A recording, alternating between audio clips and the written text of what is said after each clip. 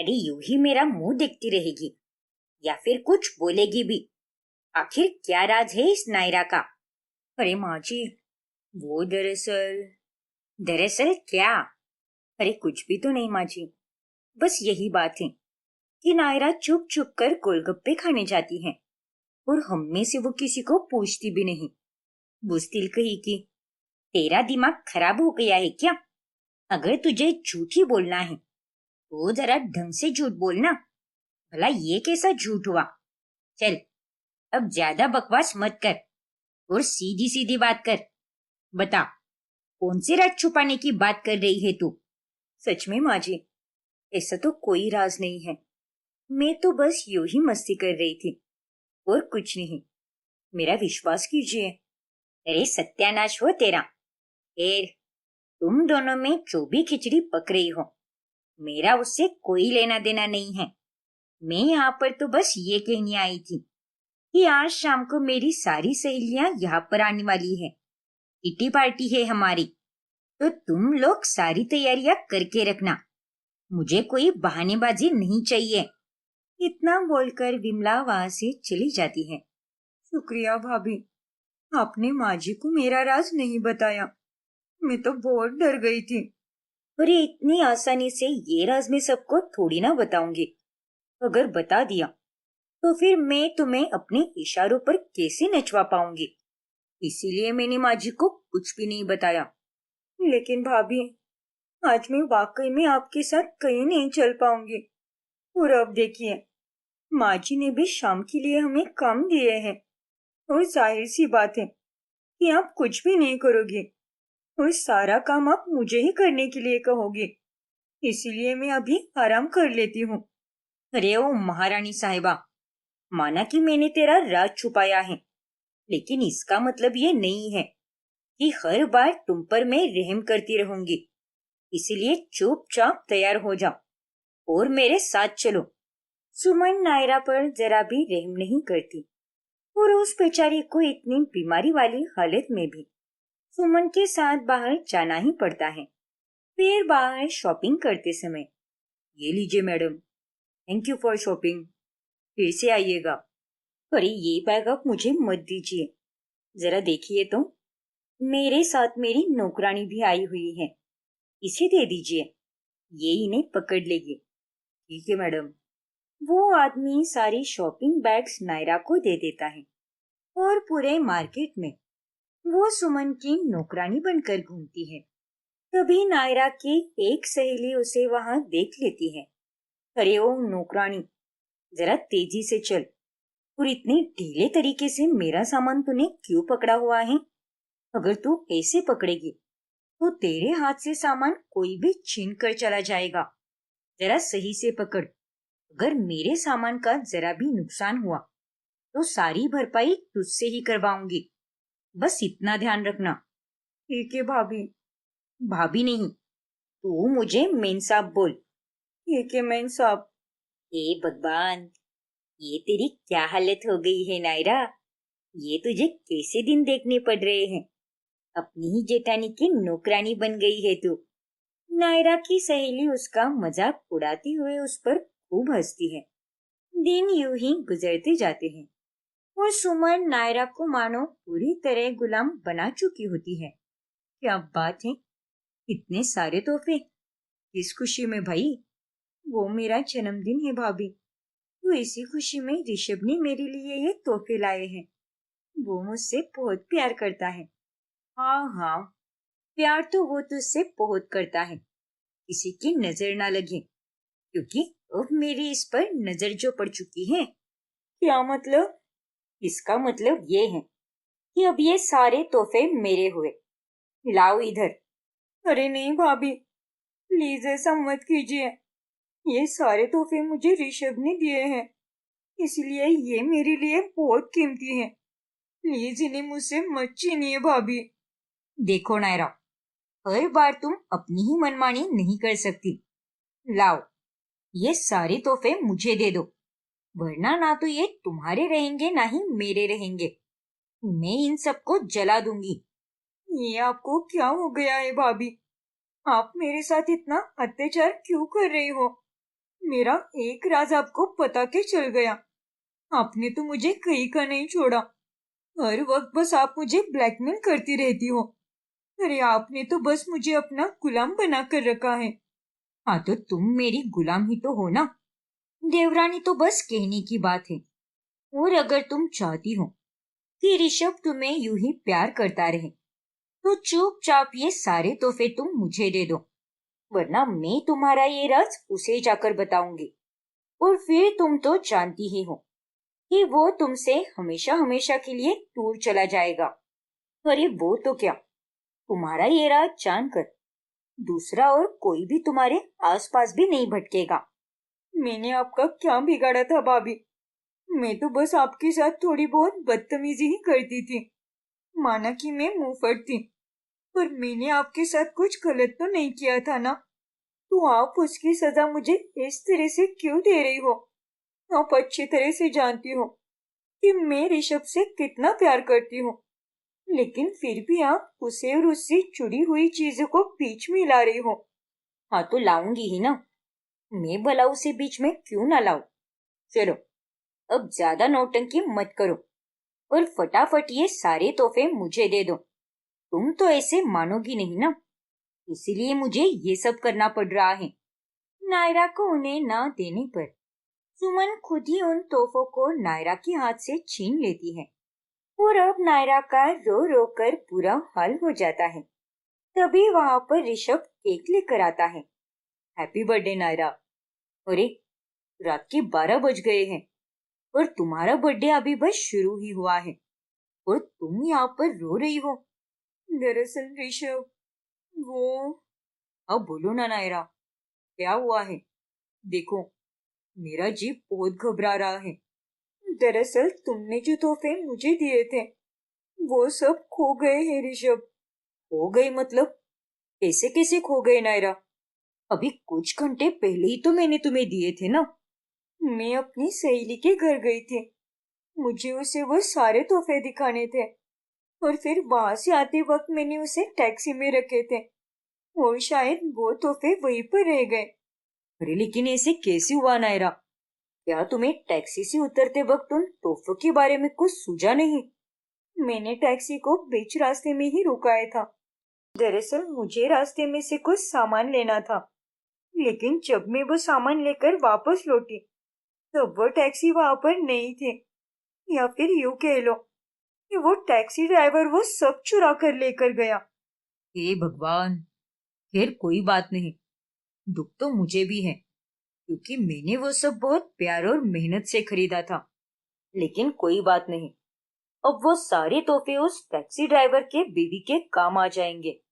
और रही बात तुम्हारे गिफ्ट्स की, तो मैं तुम्हारे लिए फिर से शॉपिंग कर लूंगा। आई एम रियली सॉरी ऋषभ। तुमने वो सब कितने प्यार से लाया था, उस पर कितना पैसा भी खर्च किया था, लेकिन मैं उसे संभाल नहीं पाई और पागलों की तरह मुंह उठाकर अपनी सहेली के पास लेकर गई। इट्स ओके नायरा, जो हुआ सो हुआ। अब उस बात को लेकर मत बैठो। और आज तुम्हारा जन्मदिन है तो उसे जरा अच्छे से एंजॉय करो। तोहफे तो आते जाते रहेंगे, मैं तुम्हें नए दिला दूंगा। चलो अब ये केक कट करो और इस नए साल की शुरुआत करो। Thank you Rishabh. Naira cake cut करती है और अगले दिन वो ऋषभ के साथ बाहर जाकर अपना जन्मदिन मनाती है।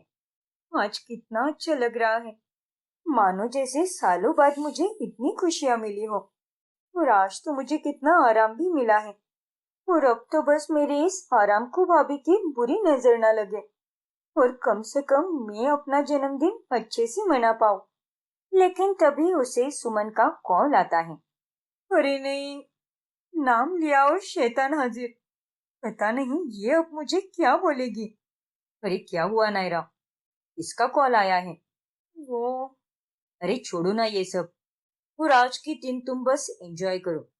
इतना कहकर ऋषभ नायरा को अपने साथ डांस करने के लिए लेकर जाता है। इसीलिए वो सुमन का कॉल रिसीव कर ही नहीं पाती। फिर अगले दिन, क्यों रे नालायक, कल रात को अपने पति के साथ जन्मदिन मनाने में तो इतनी मगन थी क्या कि मेरा कॉल तो देख ही नहीं पाई?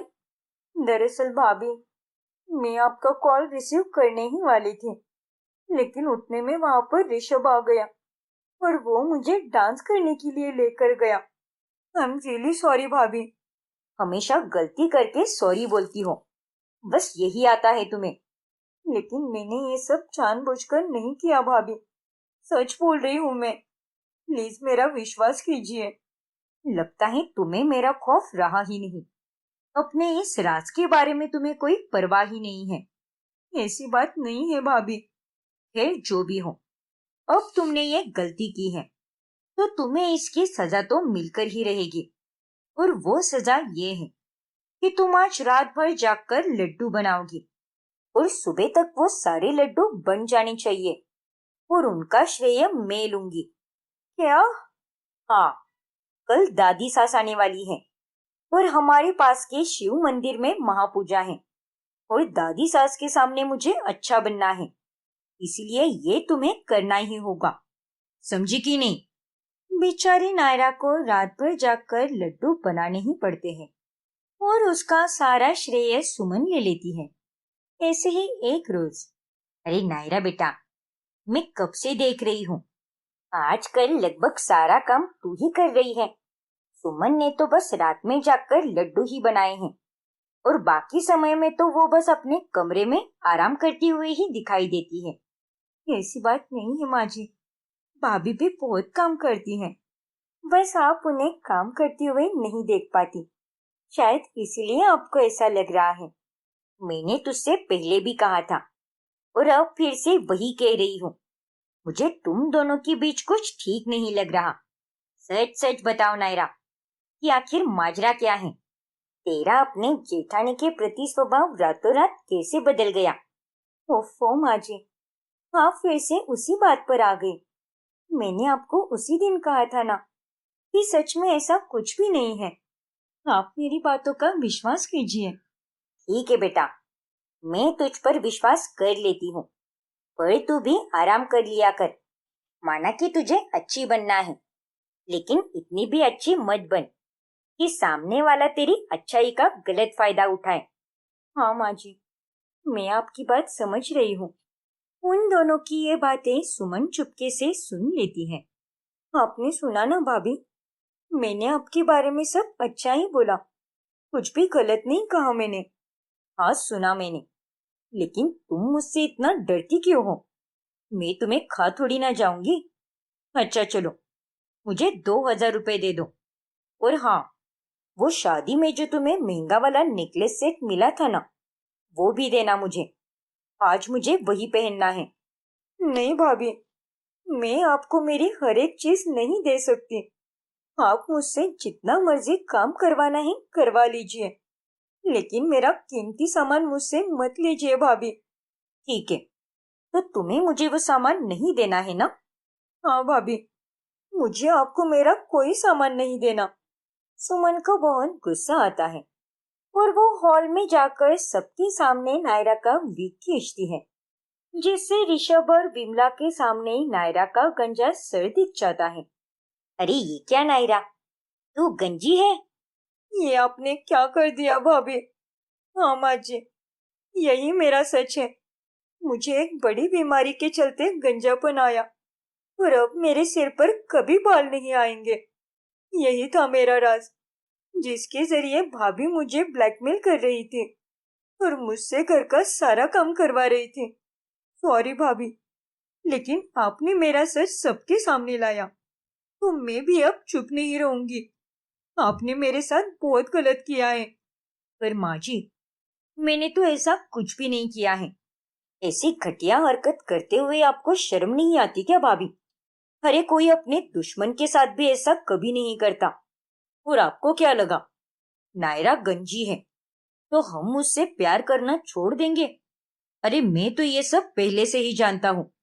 एक बार मैंने उसे अकेले में देख लिया था, तब मुझे पता चला।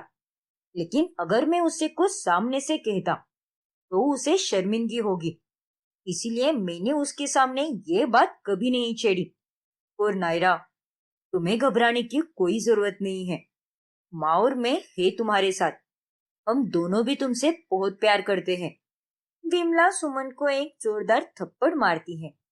नालायक कहीं की, अरे तू तो बड़ी थी ना, तो फिर तूने ऐसी हरकत कैसे की? आखिर इस बेचारी की क्या गलती थी? बस यही ना, ये बदतमीज और कामचोर थी। बेशरम औरत, तेरी इस हरकत के लिए मैं तुझे कभी माफ नहीं करूंगी। मुझे माफ कर दीजिए माँ जी, मुझसे बहुत बड़ी गलती हो गई।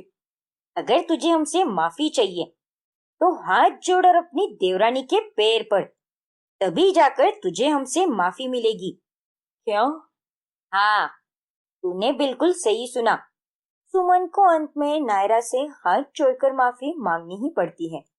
अरे नहीं भाभी, आपने हाथ छोड़ लिए वही बहुत है मेरे लिए। पैर मत पड़िए आप। मैं आपकी देवरानी हूँ और मैं आपको माफ करती हूँ।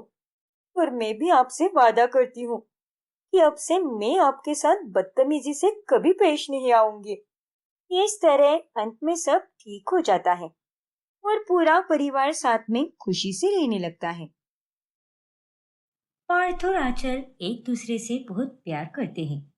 एक रोज मैं बहुत खुश हुआ आंचल, फाइनली हम दोनों की शादी पक्की हो गई और तुम्हारे और मेरे मॉम डैड अब बिजनेस पार्टनर से फैमिली बनने जा रहे हैं। और इस बात पर मुझे अब भी यकीन नहीं हो रहा। सही कहा तुमने पार्थ, मुझे भी यकीन नहीं हो रहा, पर यह हकीकत है। मैं इंतजार ही नहीं कर सकती उस दिन का जब मैं तुम्हारी बीवी बनूंगी। लव यू सो मच आंचल। तुम्हारे आने के पहले मैंने जिंदगी में बहुत दुख देखा।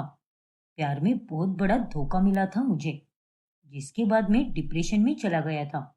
बड़ी मुश्किल से संभाला मैंने अपने आप को, और फिर तुम आ गई, जिसने मुझे प्यार का सही मतलब समझाया और मुझे फिर से जीना सिखाया। तुम्हें खोना तो क्या, खोने के बारे में कभी सोच भी नहीं सकता मैं। तुम मेरी जान हो Aanchal. How sweet Parth, and thank you so much मेरी जान। लेकिन मैं तुम्हें छोड़कर कभी नहीं जाने वाली। ट्रस्ट मी, अब हम दोनों को जन्म जन्म का साथ निभाना है। हाँ हाँ बिल्कुल, 100% निभाएंगे। शादी की तैयारियां अब जोरों शोरों से होने लगती हैं। एक तरफ पार्थ के माता पिता चंदन और मिथिला, दूसरी तरफ आंचल के माता पिता भूषण और स्वर्णा। ये लोग तैयारियों में कोई कमी नहीं आने देते। फिर एक दिन जब पार्थ की बहन ट्विंकल हॉस्टल से कुछ दिनों के लिए घर आ जाती है, तभी मैं बहुत खुश हूँ भैया, आपकी शादी है और मैं ना आऊं। भला ऐसा आपको क्यों लगा? चलो अच्छा हुआ, मुझे तो लगा था कि तू एग्जाम के चलते नहीं आ पाएगी, और फिर लंदन से यहाँ आना तेरे लिए कितना स्ट्रेसफुल होगा। एग्जाम अगले महीने है भैया, और आपकी शादी के लिए 7 समुंदर पार भी आ सकती हूँ मैं। Not a big deal. वैसे कहाँ है मेरी होने वाली भाभी, मिलवाओगे नहीं क्या उनसे? अरे तुझे तो सब पता ही होगा ना कि वो इस वक्त कहाँ पर है। आखिर तो हम सबसे ज्यादा उसी से तो बात करती रहती है। कितनी कॉल करती है तू उसे? ननन भाभी नहीं, तुम दोनों तो पक्की सहेलियां हो। हाँ भैया, रात में तो वही मुझसे बात करती है, बाकी आप सब तो घोड़े बेचकर सो जाते हो, जबकि आप लोगों को पता है कि यहाँ रात होने पर वहां दिन होता है। हाँ तो तू भी कभी हमें कर लिया करना दिन में कॉल। और एक चीज हम ही करे क्या, होने वाली भाभी से बराबर गप्पे लड़ाएगी, लेकिन हमसे नहीं। अच्छा बाबा, अब केवल ताने ही देते रहोगे या फिर अच्छे से स्वागत भी करोगे मेरा? मुझे आंचल से मिलना है और साथ ही गर्मा गर्म देसी खाना भी खाना है। माँ, जल्दी से स्टाफ वालों को बोल दो कि वो मेरा खाना लगा दे। मैं अभी फ्रेश होकर आती हूँ। आंचल भी आ ही रही होगी, फिर हम दोनों साथ में खाना खाएंगे। ठीक है बेटा, मैं अभी स्टाफ से कह देती हूँ। जा, तू जाकर फ्रेश हो जा। थोड़ी ही देर में आंचल आती है और वो ट्विंकल के साथ खाना खाती है। दोनों में खूब जमती है। फिर शादी के कुछ ही दिन पहले अचानक से पार्थ को बिजनेस के सिलसिले में बेंगलोर जाना पड़ता है। तभी मम्मी। अरे क्या हुआ ट्विंकल, तू इतना क्यों रो रही है? कुछ बोलेगी भी? मम्मी, वो मुझे आंचल की मॉम डैड का कॉल आया था। आंचल इस दुनिया में नहीं रही। क्या? ये तुम क्या कह रही हो बेटा? ऐसा नहीं हो सकता। आखिर क्या हुआ है उसके साथ? उसका एक्सीडेंट हुआ पापा। आंचल की मौत की खबर सुनकर मिथिला और चंदन के पैरों तले जमीन खिसक जाती है। ये सब क्या हो गया? ऐसा नहीं होना चाहिए था। क्यों भगवान जी, क्यों? आखिर आपने ऐसा क्यों किया? ट्विंकल बेटा, अपनी माँ को संभालो। मैं अभी जाकर भूषण भाई साहब से बात करके आता हूँ। फिर चंदन भूषण को कॉल करता है। हाँ चंदन भाई साहब, ये सच है। पुलिस को खाई के नीचे एक कार मिली है जो आंचल की ही थी। वो तो हमेशा ड्राइवर के साथ ही जाया करती थी, लेकिन आज पहली बार वो अकेली गई थी कार लेकर, और उसकी कार नीचे खाई में गिर गई। कार में से उसका पर्स और फोन मिला है। सब खत्म हो गया भाई साहब। हे भगवान, ये सब क्या हो गया? पुलिस अभी भी उसकी बॉडी तलाश रहे हैं, लेकिन मिल ही नहीं रही। उनका कहना है कि हाइट से गिरने के बाद वो जिंदा नहीं बची होगी, इसलिए उसे मृत घोषित कर दिया है, और हम बस उसकी बॉडी ही ढूंढने जा रहे हैं। सब खत्म हो गया भाई साहब। हम बर्बाद हो गए हैं। हमारी बेटी चली गई। अपने आप को संभालिए भाई साहब। मैं और मिथिला पहुंच रहे हैं वहां। आंचल के जाने के बाद सभी घर वाले हिल चुके होते हैं, लेकिन बिजनेस ट्रिप पर गए पार्थ को इन सब के बारे में कोई अंदाजा ही नहीं होता। प्यार में धोखा खाने के कारण इससे पहले भी भैया डिप्रेशन में थे। हर हफ्ते उन्हें पैनिक अटैक आते रहे। इतनी मुश्किल से वो ठीक हुए हैं, और अब अगर उन्हें पता चला कि वो लड़की जिससे उन्होंने फिर से इतना टूटकर प्यार किया और जिससे उनकी शादी होने वाली थी, वो ही इस दुनिया को छोड़कर जा चुकी है, तो वो पूरी तरह टूट जाएंगे। हाँ ट्विंकल, तू बिल्कुल सही कह रही है। पहले तो भी हमने उसे जैसे तैसे संभाल लिया, लेकिन इस बार हम उसे नहीं संभाल पाएंगे। कहीं आंचल की मौत की खबर सुनकर वो खुद के साथ कुछ गलत ना कर बैठे। नहीं नहीं, हम में से उसे ये बात कोई नहीं बताएगा कि वो बाचिल इस दुनिया में नहीं रही। क्या? पर पापा, हम ये बात उनसे कब तक छुपाएंगे? आज नहीं तो कल भैया को पता चल ही जाएगा ना कि अब बाचिल इस दुनिया में नहीं रही। तब का तब देख लेंगे, लेकिन अब हम उसे कुछ भी नहीं बताएंगे। हाँ ट्विंकल, तेरे पापा सही कह रहे हैं। अभी पार्थ बेंगलोर में है, और ऐसे हालात में हम उसे फोन पर ये सब बता देंगे तो शायद वो इस सच को स्वीकार कर ही नहीं पाएगा। और मैं ये बिल्कुल नहीं चाहती कि मेरे बेटे के साथ कुछ गलत हो, या फिर ये सब सुनकर वो खुद ही अपने साथ कुछ गलत ना कर बैठे। बिल्कुल सही कहा तुमने। इसलिए उसे आने दो, फिर जो है वो उसे बता देंगे। हम सबको हिम्मत रखनी होगी। इस मुश्किल घड़ी में उसकी ढाल बनना होगा। यस पापा, मैं 3 दिनों बाद वृंदावन जा रही हूँ। कान्हा जी से आंचल की आत्मा को शांति मिले, बस यही प्रार्थना करूंगी। मैंने सोचा था कि शादी का पहला कार्ड वृंदावन जाकर कान्हा जी के शरण में रखूंगी, लेकिन मैंने ये बिल्कुल नहीं सोचा था कि आंचल की मौत के बाद मैं वहां जाऊंगी। अब मुझसे निकली हुई बात तो पूरी करनी ही होगी ना, इसीलिए मुझे वहां पर जाना ही होगा। मिथिला वृंदावन जाती है। तभी वहां पर मंदिर में दर्शन करते वक्त, अरे बस करो बेटी, रो मत। रो नहीं तो और क्या करूं पंडित जी। मेरे बेटे की शादी होने वाली थी, लेकिन होने वाली दुल्हन का एक्सीडेंट हो गया, और अब वो इस दुनिया में नहीं रही। और मेरे बेटे को अभी तक ये बात पता भी नहीं है। ना जाने जब वो ये सब सुनेगा तो उसका क्या हाल होगा। बस कान्हा जी मेरे बेटे को हिम्मत दे दे। देखो बेटी, तुम वृंदावन के उस पुराने मंदिर में खड़ी हो जिसकी काफी मान्यता है। ये मंदिर ज्यादातर लोगों को पता भी नहीं है, क्योंकि ये काफी दूर गांव खेड़े में है। और आज मैं तुम्हें आशीर्वाद देता हूँ कि आने वाले समय में तुम्हारे और तुम्हारे बेटे के जीवन में केवल खुशियां ही आएगी। तुम्हारे साथ सब कुछ ठीक हो जाएगा। आपका बहुत बहुत धन्यवाद पंडित जी। लेकिन ये सब कैसे मुमकिन होगा? अब ये कैसे होगा, ये तो मैं नहीं बता सकता। ये सब तो कान्हा जी ही जानते हैं, पर मुझे उनका इशारा मिल चुका है, और वो जल्द ही सब कुछ ठीक करने वाले हैं। ये वृंदावन है, उन्हीं की नगरी है, और वो दुखों को दूर करके खुशियों की बारिश बरसाने वाले देवता है। उनकी लीला तो अपरंपार है। राधे राधे। पंडित जी की बातें सुनकर मिथिला बहुत भावुक हो जाती है और वो उस मंदिर से होकर बाजार से जाने लगती है। तभी अचानक से उसके सामने एक लड़की आ जाती है जो हूबहू आंचल की तरह ही दिखती है। आंचल, तुम यहाँ पर कैसे? वो भी वृंदावन में? ऐसा कैसे हो सकता है? तुम्हें पता भी है सब कितने परेशान हो चुके हैं। सबके शरीर से जान जा चुकी है। और पार्थ, उसको तो पता भी नहीं है कि तुम्हारा एक्सीडेंट हुआ है। पर अब तुम मिल गई हो। चलो मेरे साथ घर चलो। चलो बेटा। एक मिनट काकी, ये आप कहाँ लेकर जा रही हो हमें? हमारा नाम आंचल नहीं, रिधिमा है। रिधिमा चौबे। क्या? लेकिन तुम तो हूबहू आंचल की तरह दिखती हो, जो मेरी होने वाली बहू थी। क्या? देखिए काकी, आप जो कुछ भी कह रही हो मुझे तो कुछ भी समझ नहीं आ रहा। क्या आप मुझे विस्तार में बता सकती हो क्या कि आखिर आप किसके बारे में बात कर रहे हो और मैं किसकी तरह दिखती हूँ? फिर मिथिला रिधिमा को आंचल के फोटोज दिखाती है और वो उसे सारी कहानी बताती है कि आंचल की मौत कैसी हुई है। और ये सब जानने के बाद रिधिमा भी काफी आश्चर्यचकित हो जाती है।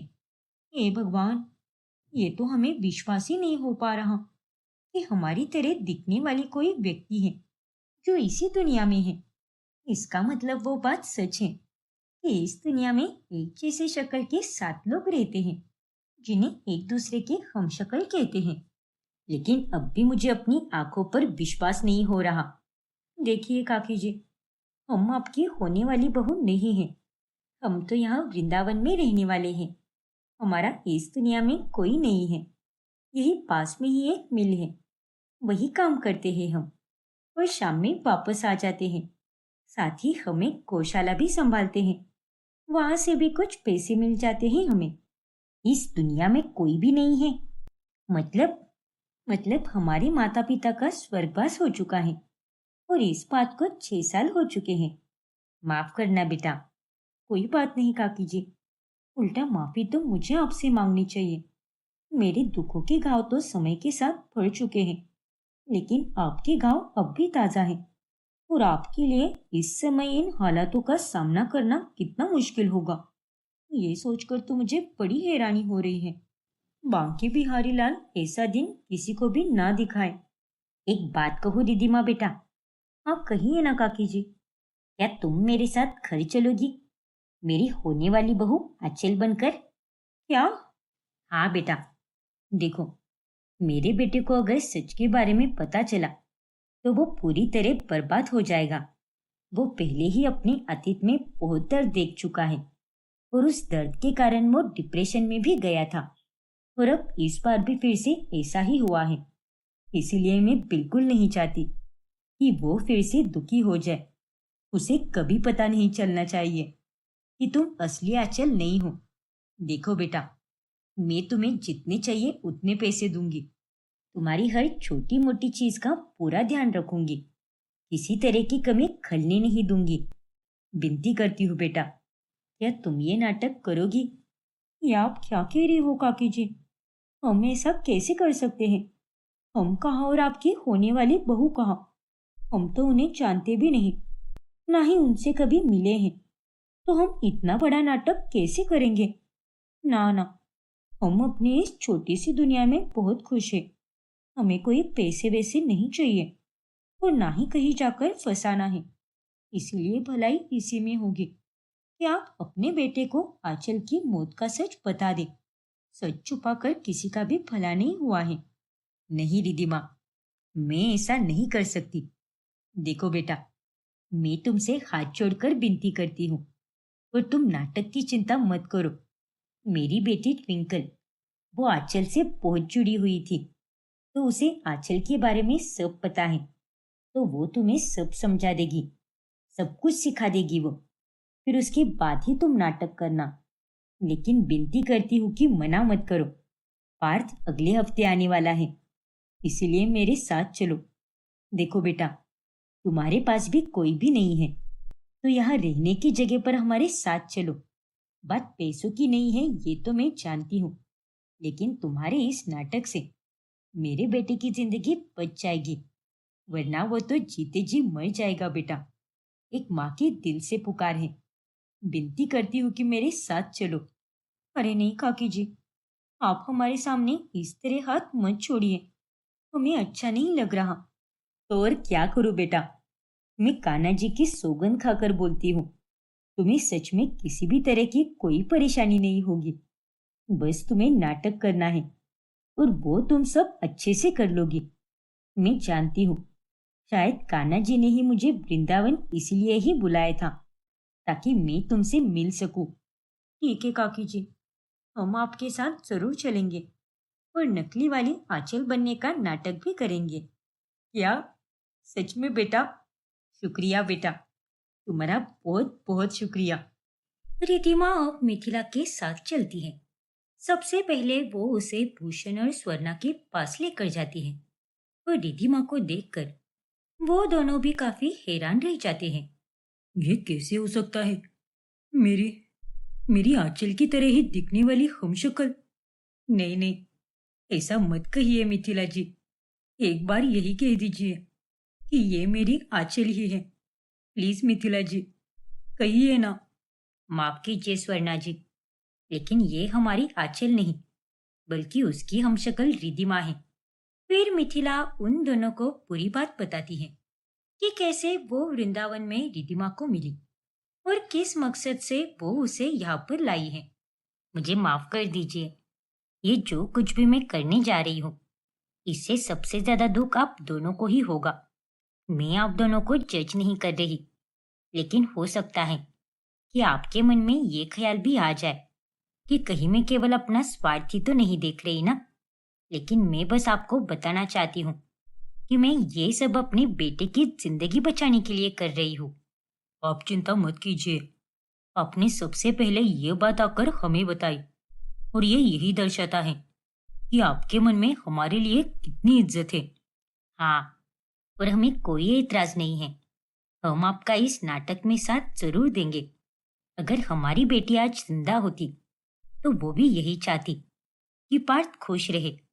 आंचल के सिवा पार्थ सच में जीते जी मर ही जाएगा और उसे डिप्रेशन में तो जाते हुए हम भी नहीं देख सकते। इसीलिए हम रिधिमा और पार्थ के एक होने के खिलाफ नहीं हैं और ना ही कभी हो सकते हैं। आपका बहुत बहुत शुक्रिया जो आपने इस बात को इतने अच्छे से समझ कर लिया। अब मिथिला रिधिमा को अपने घर लेकर जाती है, जहाँ पर ट्विंकल रिधिमा को ट्रेनिंग देती है। देखो रिधिमा, मैं जानती हूँ कि तुम्हारे लिए ये नाटक करना बहुत मुश्किल होगा, लेकिन अगर तुम सारी चीजें अच्छे से प्रिपेयर करोगी और बिना लोड लिए नाटक करोगी तो तुम्हें कोई दिक्कत नहीं होगी। बस आराम से रहना। फिर भी ट्विंकल, मुझे बहुत चिंता हो रही है। हाँ, तो इसीलिए जब तक पार्थ बेंगलोर से वापस नहीं आ जाता तब तक तुझे ट्विंकल सब कुछ सिखा देगी। फिर ठीक है। तो देखो, सबसे पहली बात तो ये है कि भैया और आंचल दोनों एक पार्टी में मिले थे जो शिमला में हुई थी और वहां पर इस तरह लगभग 2 से 3 दिनों तक ट्रेनिंग चलती है। और उसी बीच भैया कल रात को बिजनेस के काम से फ्री हो चुके हैं और अब वो तुम्हारे साथ मैसेज पर नहीं बल्कि कॉल पर बात करेंगे। तो उनका कॉल किसी भी वक्त आ सकता है, इसलिए तुम्हें उनसे बात करनी होगी। इतने दिनों तक वो बस चैट पर ही बात करते थे और उन्हें मैं ही रिप्लाई देती थी। अब तक तो मैंने सब संभाल लिया, लेकिन अब आगे का सब कुछ तुम्हें ही देखना है। ठीक है ट्विंकल, मैं अपनी तरफ से पूरी कोशिश करूंगी। तभी थोड़ी देर बाद बात का कॉल आता है। हेलो आंचल, कैसी हो मेरी जान? सॉरी यार, दिन भर बस मीटिंग में ही बिजी रहा और इसीलिए तुमसे बात ही नहीं हो पाई। कोई बात नहीं बेबी, इट्स ओके। मैंने तुम्हें बहुत मिस किया। बस अब जल्दी से आ जाओ। मैं तुम्हारी बीवी बनने के लिए बहुत एक्साइटेड हूँ। I just can't wait. I too can't wait जान। बस अब कुछ ही दिनों का इंतजार है, फिर हम दोनों एक हो जाएंगे। हाँ पार्थ, क्या बात है रिधिमा, तुमने तो पहली बार में ही अपना बेस दे दिया। लकीली तुम्हारे चेहरे के साथ साथ आंचल की आवाज भी काफी मिलती है, इसलिए किसी को शक हो ही नहीं पाएगा कि वाकई में तुम उसकी हमशक्ल हो। वो तो है ट्विंकल, लेकिन ये तो फोन पर था, इसलिए इतनी आसानी से मैंने ये सब बोल दिया। लेकिन जब वो यहाँ पर आएंगे तो पता नहीं हकीकत में मैं उनका सामना कैसे करूंगी। चिल बाबा चिल, सब कुछ अच्छे से मैनेज हो जाएगा, बस स्ट्रेस मत लो। देखो, अभी तुमने लास्ट मिनट पर कैसा अपना पेस दे दिया, कोई स्ट्रेस भी नहीं लिया। और तुम जितना स्ट्रेस लोगे उतनी ही खराब परफॉर्म करोगे, इसीलिए बस चिल रहो और सोचो ही मत कि तुम एक्टिंग कर रही हो। और मैं जानती हूँ रिधिमा कि तुम अपना बेस्ट ही दोगे, जैसे अभी अभी दिया है। फिर जब पार्थ बेंगलोर से वापस लौटता है तभी, ये लो बेबी, तुम्हारे लिए तुम्हारे favourite lilies, love you. Wow, love you too Parth, और इन प्यारे से फूलों के लिए थैंक यू सो मच। क्या बात है, मैं बेंगलोर का चला गया, तुम्हारा तो फिगर पूरी तरह बदल चुका है। तुमने वेट गेन कर लिया है क्या? वो मैं वो अरे नहीं, अगर ये फंबल करेगी तो भैया को शक हो जाएगा। क्या हुआ अचल? अरे कुछ नहीं बाबा, मैं तो बस यही बोल रही हूँ कि तुम्हारे जाने के बाद मैंने एक्साइटमेंट के चलते कुछ ज्यादा ही ठूस लिया, और पिछले एक हफ्ते से मैं जिम भी नहीं जा रही, इसलिए मेरा ये हाल हो रखा है। पर आप फिक्र मत करो भैया, मैं हूं ना। मैं आंचल को अपने साथ जिम लेकर जाऊंगी और एक हफ्ते में ही एकदम स्लिम कर दूंगी। शादी में एकदम हॉटनेस का पिटारा लगेगी ये, देखना आप। क्या तुम भी ट्विंकल? अच्छा बाबा ठीक है। वैसे जब जब मैंने तुम्हें वीडियो कॉल किया तब तक तुमने फोन उठाया क्यों नहीं? तुमसे तो मेरी सीधे 3 से 4 दिनों के बाद ही बात हो रही है, लेकिन उससे पहले केवल चैट पर ही बात हुआ करती थी। आखिर क्या बात थी? वो वो रात में मैं जल्दी सो जाती थी ना, इसीलिए। क्या? लेकिन जितना मैं तुम्हें जानता हूँ, तुम तो एकदम उल्लू हो। तुम्हें रात में जागने की कितनी आदत है? अरे हाँ बाबा, पर पिछले कुछ दिनों से मैं ट्विंकल के साथ घूमने जा रही थी ना, तो दिन भर थकने के कारण रात में मुझे नींद जल्दी आ जाया करती थी, इसलिए मैं सो जाती थी। फिर अगले दिन सोचती थी कि तुम काम में कितने बिजी होंगे, इसलिए मैंने तुम्हें कॉल बैक किया ही नहीं। अच्छा, तो ये बात है। अरे भाई, बस बातें ही करते रहोगे क्या तुम सब, या फिर शादी की तैयारियां भी शुरू करोगे? अब तो दूल्हा भी आ चुका है, और मैं तुझे स्ट्रिक्टली बता दे रहा हूँ पार्थ, अब से लेकर शादी तक नो बिजनेस मीटिंग्स। सबको बोल दे कि तू सीधे शादी के बाद ही अवेलेबल होगा। मैं बिल्कुल नहीं चाहता कि शादी के दिन भी तुझे चौपर में बैठकर कहीं बिजनेस मीटिंग करनी पड़ जाए। हाँ पापा, एंड डोंट वरी, अब से लेकर शादी का हर एक पल बस आंचल के नाम है। Very good. फिर कुछ ही दिनों के बाद रिधिमा और पार्थ की शादी हो जाती है, और शादी की रात, आज फिर तुम पे प्यार आया है, बेहद और बेशुमार आया है। बेबी, आज फाइनली हमारी सुहागरात है, और इस रात का मैंने बेसब्री से इंतजार किया है, और मुझसे भी ज्यादा तुमने किया है। अरे नहीं, ये पागल आदमी तो मेरे पास आ रहा है, और मैं इसके साथ ये सब नहीं कर सकती। अब मैं क्या करूं? कैसे रोकूं इसे? लात मार दूं क्या? नहीं नहीं, बेचारे को चोट वोट लग जाएगी। पर अब मैं करूं तो क्या करूं? Come on baby, let's do it. दूर हो जाओ पार्थ। क्या? ये तुम क्या बोल रही हो आंचल? और क्या हो गया है तुम्हें? जब से मैं बेंगलोर से वापस आया हूँ तुम मुझे अपने पास आने ही नहीं देती। पहले तो हर रोज गालों पे पप्पी दिया करती थी, पर अब तो वो भी नहीं दे रही। और अब भी सुहाग रात के समय ये सब, आखिर बात क्या है? I am really sorry Parth, मैं तुम्हारी एक्साइटमेंट को समझ सकती हूँ, और मैं भी इन सब के लिए बहुत एक्साइटेड थी, लेकिन रस्मों और रिवाजों के चलते तुम ये सब अभी नहीं कर सकते। मतलब? मतलब ये है कि माँ जी ने कहा है कि जब तक शादी को 20 दिन पूरे नहीं हो जाते तब तक हम रोमांस नहीं कर सकते, और अगर ये रस्म नहीं निभाई तो इसका बुरा असर हमारे शादीशुदा जीवन पर पड़ सकता है। ये भगवान, ये माँ और उसकी वहमी बातें, ऐसा कुछ भी नहीं होता यार। आई नो पार्थ, लेकिन अब हम क्या कर सकते हैं? जब हमने शादी में होने वाली हर एक छोटी से छोटी रस्म को निभाया है तो ये आखिरी रस्म भी तो हमें निभानी ही चाहिए ना। और वैसे भी हमारे पास तो पूरी जिंदगी पड़ी है ये सब करने के लिए। हाँ यार, तुम सही बोल रही हो। चलो कोई बात नहीं, मैं अपने अरमानों को जिंदा रखूंगा और जल्द ही हमारी सुहागरात भी होगी। हाँ पार्थ, हे भगवान, आज तो मैं पाल पाल बच गई, वरना आज तो शामत ही आने वाली थी। आज तो मैंने इसे टाल दिया, लेकिन 20 दिनों के बाद मैं क्या करूंगी? तब इसे अपने पास आने से कैसे रोकूंगी मैं? खैर, तब का तब देखा जाएगा। लेकिन अभी के लिए ये मुझसे दूर है और यही अच्छी बात है मेरे लिए। और अब तो मैं सुकून से सो पाऊंगी। फिर अगले दिन ये सारा खाना मैंने बनाया है। चखो और बताओ कैसा बना है ये खाना। चखो और बताओ, क्या बात है, तुम्हारी हिंदी इतनी शुद्ध कैसे हो गई? जब से मैं वापस आया हूँ तब से देख रहा हूँ तुम्हारी भाषा और बोलने चलने का तरीका सब कुछ एकदम बदला बदला सा लग रहा है। हाँ तो ये अच्छी बात नहीं है क्या? अरे नहीं नहीं, मैंने ऐसा कब कहा कि ये अच्छी बात नहीं है, बल्कि बहुत ही ज्यादा अच्छी बात है। पर एक सेकेंड, तुम्हें तो खाना बनाना आता ही नहीं, फिर ये इतने सारे स्वादिष्ट पकवान तुमने कैसे बना लिए? आखिर ये जादुई चमत्कार कैसे हुआ? जब तुम बेंगलोर गए थे तभी मैंने खाना बनाना सीख लिया था। क्या? हाँ पार्थ, इतने कम समय में भी तुमने इतना सब सीख लिया? दैट्स क्रेजी यार। मैं तो हूँ ही प्रो, हर चीज आसानी से सीख लेती हूँ, तुम्हारी तरह थोड़ी ना हूँ। अच्छा, अब चलो, ज्यादा चने के झाड़ पर मत चढ़ो।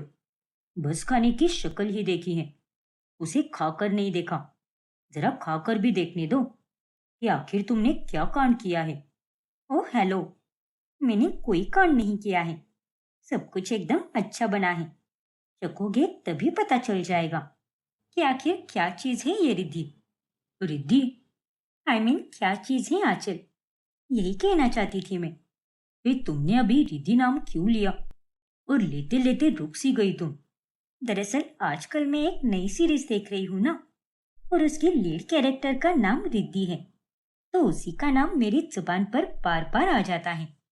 आज सुबह ही मैं अपनी फ्रेंड से बात कर रही थी और तभी मैंने उसे भी गलती से रिद्धि कह दिया। क्या तुम भी आंचल सच में पागल हो? होंगी भी क्यों नहीं, आखिर तुम्हारी बीबी जो हो वो तो है। वाह वाह वाह, क्या कमाल का खाना बनाया है तुमने। दिस इज माइंड ब्लोइंग यार। मुझे तो विश्वास ही नहीं हो रहा आंचल कि ये खाना तुमने ही बनाया है। मैंने ही बनाया है बाबा, अब तो विश्वास कर लो और मुझे कम समझने की कोशिश बिल्कुल मत करना। और अब तो मैं खाना बनाना भी सीख गई हूँ। ग्रेट यार, और अब मुझे किसी भी स्टाफ को परेशान करने की जरूरत ही नहीं है, क्योंकि उनसे भी बढ़िया खाना तो तुम ही बना लेती हो। और अब जब भी मुझे कुछ खाने की क्रेविंग होगी तब सबसे पहले मैं तुम्हें ही बताऊंगा। डन पतिदेव, मैं आपकी सेवा में हमेशा हाजिर रहूंगी। ये सब कहाँ से सीखती हो यार तुम? पर जो भी हो, तुम्हारा ये बदला बदला सा अवतार मजेदार है। उन दोनों की ये सारी बातें चंदन और मिथिला दूर से ही देख लेते हैं। चलो अच्छा है चंदन जी कि सब कुछ ठीक ही चल रहा है, और ये देखकर मुझे बहुत खुशी हो रही है। हाँ मिथिला, मुझे तो इसी बात का डर था कि कहीं ये रिद्धिमा कोई रायता ना फैला दे, लेकिन धीरे धीरे ये सारा नाटक अच्छे से कर रही है। भगवान करे कि ये बस ऐसे ही नाटक करती रहे और कोई गड़बड़ ना कर दे। पर मुझे तो बस एक ही बात की चिंता सताई जा रही है। इस बात की चिंता?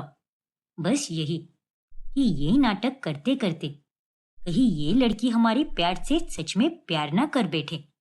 नहीं मिथिला, मुझे ऐसा बिल्कुल भी नहीं लगता कि ये लड़की उस टाइप की है। ऐसा कुछ भी नहीं होगा, मुझे पूरा भरोसा है। आशा करती हूँ कि जैसा आप कह रहे हो वैसा ही हो। कभी सोचा भी नहीं था कि कभी ये दिन भी देखना पड़ेगा। पर खैर, कोई बात नहीं। जो नीति दे दे, हमें उसे खुशी खुशी स्वीकार कर लेना चाहिए और ज्यादा सवाल जवाब नहीं करना चाहिए। जो होता है अच्छे के लिए ही होता है। फिर ऐसे ही एक रोज, तुम्हें याद है ना आंचल कि अगले हफ्ते मेरा बर्थडे आने वाला है? क्या? अरे ये क्या, तुमने ऐसा रिएक्शन क्यों दिया भला? जैसे कि तुम्हें ये बात पता ही ना हो। तुम्हें तारीख तो पता ही है ना? बताओ, कब है मेरा बर्थडे? वो दरअसल पार्थ, अरे नहीं, ट्विंकल ने मुझे ट्रेनिंग के दौरान सब बता दिया था। पता नहीं फिर भी मैं कैसे भूल गई। पर अब मैं इसे क्या जवाब दूं? कोई तुक्का भी नहीं लगा सकती। अगर गलत तारीख निकल गई तो इसे फालतू में मुझ पर शक हो जाएगा। हे भगवान, इस बार तो मैं पूरी तरह फंस गई हूँ। अब आगे क्या होगा जानने के लिए हमारा अगला भाग देखना ना भूलें। और अगर आपने हमारा चैनल सब्सक्राइब नहीं किया है तो अभी सब्सक्राइब कीजिए और बेल आइकॉन दबाना ना भूलें